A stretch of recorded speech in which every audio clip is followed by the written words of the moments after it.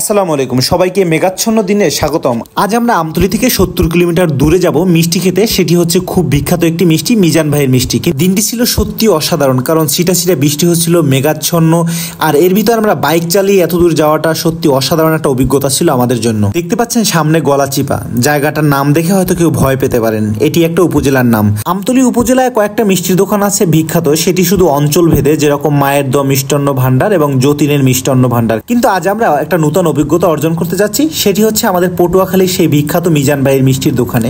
আমরা বলতে বলতে চলে আসলাম সেই কাঙ্ক্ষিত জায়গায় এবং আমরা ভিতরে ঢুকছিলাম।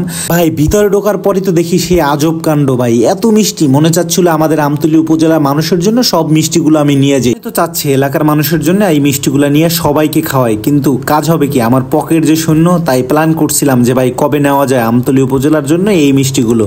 আরে ভাই বললো যে আপনি যখন ইচ্ছা নিতে পারেন, কিন্তু আপনার টাকা কিন্তু আগে পেমেন্ট করতে হবে আর আগে অর্ডার দিতে হবে। আমরা যখন মিজান মিষ্টি ভান্ডারে গেলাম তখন সময় 2টা, আর 2টা বাজে আমরা গিয়ে রসমালাই খেতে পারলাম না। দেখতেছি রসমালাইয়ের যে কারিগর তিনি বসে বসে মোবাইল টিপতেছে আর রসমালাই গরম গরম হচ্ছে, কিন্তু আমরা খেতে পারলাম না। কিন্তু আমরা রসমালাই না খেতে পারলে হবে কি, আমরা যে মিষ্টিগুলো ছিল সেই মিষ্টিগুলো দারুণ স্বাদ এবং অনেক সুস্বাদু মিষ্টি ছিল। এই জন্যই মিজান ভাইয়ের মিষ্টিটা বিখ্যাত বলি আমরা। ভাই এখন কি আর করার, ভাই অল্প টাকা ছিল, তাই আমতলী মানুষের জন্য অল্প কয়েকটা মিষ্টি নিয়ে আমি চলে আসছি। ভাই বললো যে ভাই একটু হ্যান্ডশেপ করে যান, ভাইয়ের সাথে হ্যান্ডশেপ করে সেই আমতলীর জন্য আমি অল্প কয়েকটা মিষ্টি নিয়ে চলে আসতেছি।